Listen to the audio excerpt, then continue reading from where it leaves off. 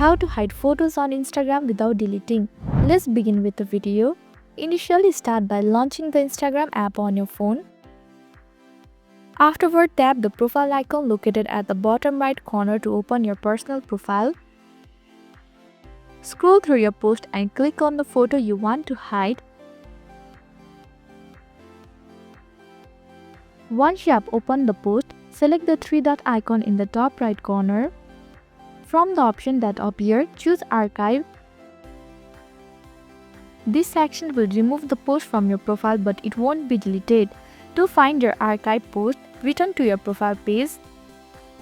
Then tap the three horizontal lines icon at the top right corner. From the menu, open the Archive section.